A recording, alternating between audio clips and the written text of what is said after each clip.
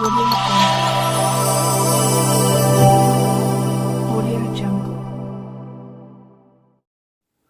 नमस्कार विद्यार्थी मित्रांनो, स्वागत आहे आपल्या सर्वांचं करंट अफेअर्स बाय नितेश या यूट्यूब चॅनलमध्ये. आज आपण 12 फेब्रुवारीचे करंट अफेअर्स आणि त्यासंबंधीचे प्रश्न बघणार आहोत. तुम्ही जर आपल्या चॅनलवर नवीन असाल तर चॅनलला सबस्क्राईब करायला विसरू नका. आजच्या व्हिडिओमध्ये एकूण प्रश्नसंख्या 10 असेल आणि शेवटी विचारलेल्या प्रश्नाचं योग्य उत्तर कमेंट करायला विसरू नका. प्रत्येक प्रश्न हा महत्त्वाचा आहे. सोबतच दिलेली माहिती पण तुम्ही लक्षात ठेवण्याचा प्रयत्न करा, कारण प्रश्नाएवढीच ती माहिती पण महत्त्वाची आहे. आजच्या व्हिडिओमधील 6 नंबर आणि 7 नंबरचा प्रश्न हा विशेष महत्त्वाचा असेल, कारण तिथे आयोगाचे 2 प्रश्न घेतलेले आहेत. बघूयात प्रश्न क्रमांक पहिला. खालीलपैकी कोणत्या शहरात पहिले शिक्षक साहित्य संमेलन 2024 आयोजित करण्यात आले? हा प्रश्न इम्पॉर्टंट आहे. या प्रश्नाचं योग्य उत्तर आहे पर्याय नंबर ए, छत्रपती संभाजीनगर. यासंबंधीची अधिक माहिती बघा. पहिले शिक्षक साहित्य संमेलन 2024 दिनांक 10 फेब्रुवारी 2024ला या संमेलनाचे आयोजन करण्यात आले होते आणि ठिकाण आहे छत्रपती संभाजीनगर. या संमेलनाचे अध्यक्ष म्हणून कवी डॉक्टर हबीब भंडारे यांची नियुक्ती करण्यात आली होती. तर उद्घाटन विकास मीना जे की CEO आहेत जिल्हा परिषदेचे, त्यांच्या हस्ते करण्यात आली होती. उद्देश काय आहे? शिक्षकांच्या साहित्य प्रतिभेला तसेच शिक्षकांच्या कलेला वाव मिळावा, तसेच शिक्षकांना व्यासपीठ मिळावे या उद्देशाने या संमेलनाचे आयोजन करण्यात आले होते. यासंबंधीचे अपेक्षित प्रश्न बघा. पहिले शिक्षक साहित्य संमेलन 2024 कोणत्या ठिकाणी आयोजित करण्यात आले?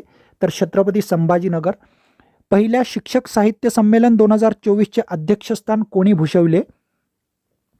आणि पहिल्या शिक्षक साहित्य संमेलन 2024चे उद्घाटन कुणाच्या हस्ते करण्यात आले? पहिलंच साहित्य संमेलन आहे, त्याच्यामुळे महत्त्वाचं आहे आणि येथे 3 प्रश्न अपेक्षित आहेत. प्रश्न क्रमांक 2 बघा आता. महाराष्ट्रातील पहिल्या AC बसस्थानकाचे उद्घाटन कुणाच्या हस्ते करण्यात आले? हा प्रश्न पण इम्पॉर्टंट आहे, कारण महाराष्ट्रातील पहिलीच घटना आहे. या प्रश्नाचं योग्य उत्तर आहे पर्याय नंबर बी, महाराष्ट्राचे उपमुख्यमंत्री देवेंद्र फडणवीस. यासंबंधीची अधिक माहिती बघा. महाराष्ट्रातील पहिले AC बस स्थानक उद्घाटन उपमुख्यमंत्री देवेंद्र फडणवीस यांच्या हस्ते करण्यात आलं होतं आणि ठिकाण आहे मेळा बस स्थानक, नाशिक. दिनांक 10 फेब्रुवारी 2024ला हे उद्घाटन करण्यात आलं होतं. येथे तुम्हाला 2 प्रश्न अपेक्षित आहेत. एक म्हणजे महाराष्ट्रातील पहिल्या AC बस स्थानकाचे उद्घाटन कुणाच्या हस्ते करण्यात आले, आणि दुसरा प्रश्न आहे महाराष्ट्रातील पहिल्या AC बस स्थानकाचे उद्घाटन कोणत्या ठिकाणी करण्यात आले? तर मेळा बस स्थानक, नाशिक. किंवा असाही प्रश्न येऊ शकतो, महाराष्ट्रातील पहिले AC बस स्थानक कोणत्या ठिकाणी सुरू करण्यात आले? मेळा बस स्थानक, नाशिक. समोरचा प्रश्न बघा. प्रश्न क्रमांक 3. हा प्रश्न VIMP आहे.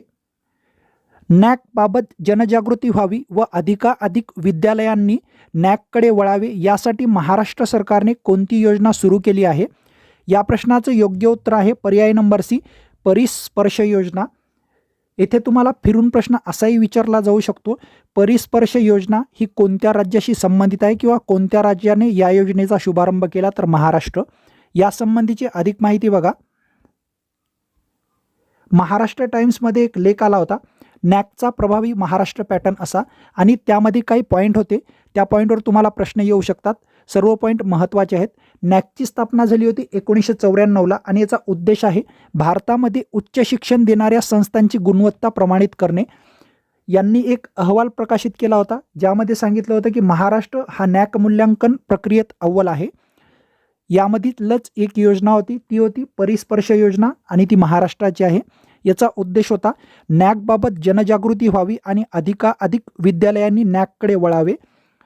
संस्थांची शैक्षणिक गुणवत्ता प्रमाणित करण्यासाठी NACने 7 निकष ठरवले आहेत. येथे तुम्हाला अपेक्षित प्रश्न बघा. NACची स्थापना कोणत्या वर्षी करण्यात आली? तर 1994. NAC मूल्यांकन प्रक्रियेत भारतातील कोणते राज्य अव्वल क्रमांकावर आहे? तर महाराष्ट्र. परिस्पर्श योजनेचा शुभारंभ कोणत्या राज्यामार्फत करण्यात आला? तर महाराष्ट्र. किंवा जो आपण प्रश्न घेतलेला आहे तो प्रश्न फिरवून विचारू शकतात. NAC मार्फत संस्थांची शैक्षणिक गुणवत्ता प्रमाणित करण्यासाठी किती निकष ठरवले आहेत? तर 7. असे 5 प्रश्न इथे अपेक्षित आहेत. समोरचा प्रश्न बघा.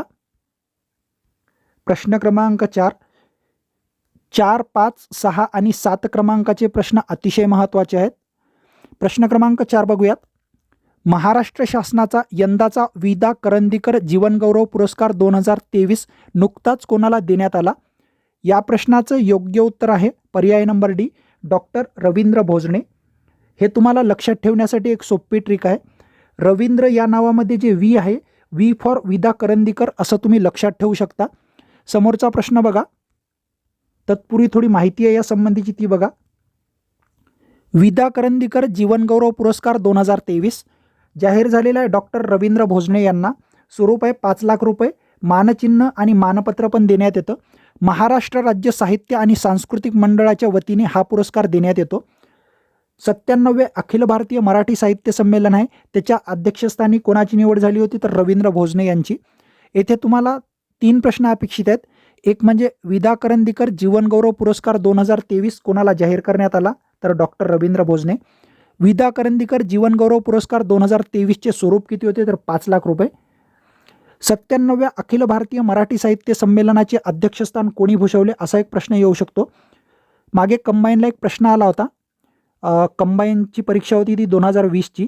त्यामध्ये अखिल भारतीय मराठी नाट्य संमेलनाचे व्यक्ती आणि त्यांनी कोणत्या वर्षी अध्यक्षस्थान भूषवलं होतं असे ठिकाणं दिले होते आणि जोड्या लावा स्वरूपात तो प्रश्न आला होता. तर यावर पण एक जोड्या लावा स्वरूपाचा प्रश्न येऊ शकतो. समोरचा प्रश्न बघा. प्रश्न क्रमांक 5, महाराष्ट्र शासनाचा यंदाचा श्री पु भागवत पुरस्कार नुकताच कोणत्या संस्थेला देण्यात आला? या प्रश्नाचं योग्य उत्तर आहे पर्याय नंबर ए, मनोविकास प्रकाशन संस्था पुणे. यासंबंधीची अधिक माहिती बघा. श्री पु भागवत पुरस्कार जाहीर झालेला आहे पुण्याच्या मनोविकास प्रकाशन संस्थेला. याचं स्वरूप आहे 3 लाख रुपये आणि मानचिन्ह आणि मानपत्र पण देण्यात येतं. यावर एकच प्रश्न अपेक्षित आहे, जो म्हणजे आपण घेतलेला आहे तो. समोरचा प्रश्न बघा.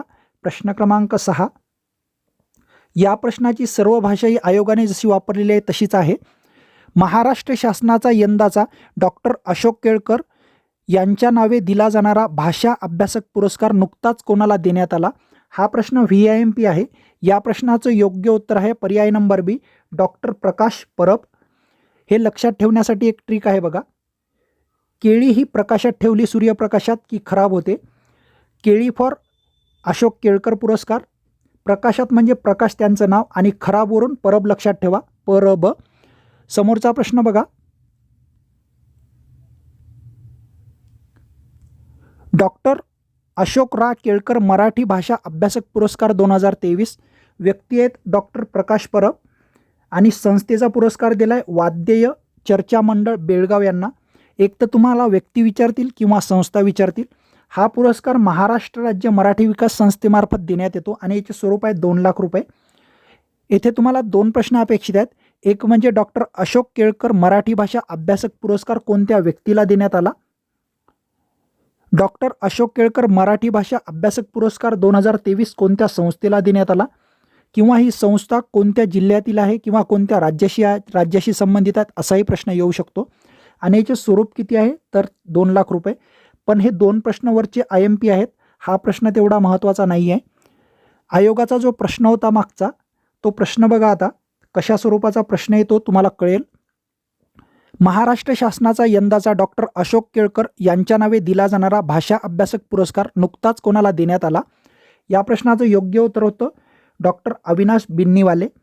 आणि संयुक्त गडबपूर्व 2018ला हा प्रश्न आलेला आहे.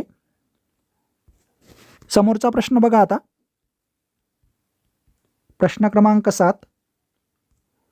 डॉक्टर कौतिकराव ठाले पाटील यांना मराठी भाषा प्रसार व प्रचाराच्या संदर्भात देण्यात येणारा 2023चा डॅश डॅश हा पुरस्कार जाहीर झालेला आहे.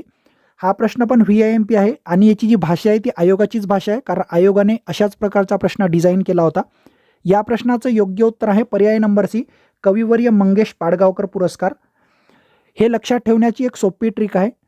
तुम्ही लक्षात ठेवा की ढाल ही खाली पडली. ढाल म्हणजे त्यांचं नाव आहे ढाले पाटील आणि पडली फॉर मंगेश पाडगावकर. यासंबंधीची अधिक माहिती बघा. सोबतच जो आयोगाचा प्रश्न घेतलेला आहे तो प्रश्न पण बघून घ्या. कविवर्य मंगेश पाडगावकर मराठी भाषा संवर्धन पुरस्कार 2023 हा व्यक्तीला जाहीर झालेला आहे डॉक्टर कौतिकराव ठाले पाटील आणि संस्था आहे कुसुमाग्रज प्रतिष्ठान नाशिक. स्वरूप आहे 2 लाख रुपये. येथे तुम्हाला 2 प्रश्न अपेक्षित आहेत. कविवर्य मंगेश पाडगावकर मराठी भाषा संवर्धन पुरस्कार 2023 कोणत्या व्यक्तीला जाहीर झाला? कविवर्य मंगेश पाडगावकर मराठी भाषा संवर्धक पुरस्कार 2023 कोणत्या संस्थेला जाहीर झाला आणि ती संस्था कोणत्या जिल्ह्यातील आहे किंवा कोणत्या राज्याशी संबंधित आहे असा एक प्रश्न येऊ शकतो फिरवून. समोरचा प्रश्न बघा जो की आयोगाने विचारला होता तो. मराठी काका म्हणून प्रसिद्ध असलेले प्राचार्य अनिल गोरे यांना मराठी भाषा प्रचार आणि प्रचारांच्या संदर्भात देण्यात येणारा 2023चा डॅश डॅश हा पुरस्कार जाहीर झालेला आहे. या प्रश्नाचं योग्य उत्तर होतं पर्याय नंबर सी, कविवर्य मंगेश पाडगावकर पुरस्कार. आणि संयुक्त गडब पूर्व 2020चा हा प्रश्न आहे. समोरचा प्रश्न बघा, प्रश्न क्रमांक 8. विमान कंपनी एम्ब्रायर आणि महिंद्रा समूहाने भारतीय हवाई दलासाठी मध्यम श्रेणीचे वाहतूक विमान निर्मितीसाठी भागीदारीची घोषणा केली. एम्ब्रायर कोणत्या देशाची विमान कंपनी आहे? या प्रश्नाचं योग्य उत्तर आहे पर्याय नंबर डी, ब्राझील. समोरचा प्रश्न बघा, प्रश्न क्रमांक 9. महाराष्ट्रातील सर्वात मोठे उद्यान ग्रँड सेंट्रल पार्कचे उद्घाटन कुणाच्या हस्ते करण्यात आले? हा प्रश्न इम्पॉर्टंट आहे कारण महाराष्ट्रातील सर्वात मोठे उद्यान आहे. या प्रश्नाचं योग्य उत्तर आहे पर्याय नंबर ए, महाराष्ट्राचे मुख्यमंत्री एकनाथ शिंदे यांच्या हस्ते. यासंबंधीची अधिक माहिती बघा.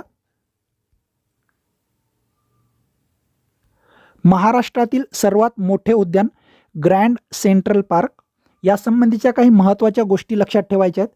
याला नाव दिलेलं आहे पंतप्रधान नरेंद्र मोदी यांचा शॉर्ट फॉर्म करून नमो द ग्रँड सेंट्रल पार्क.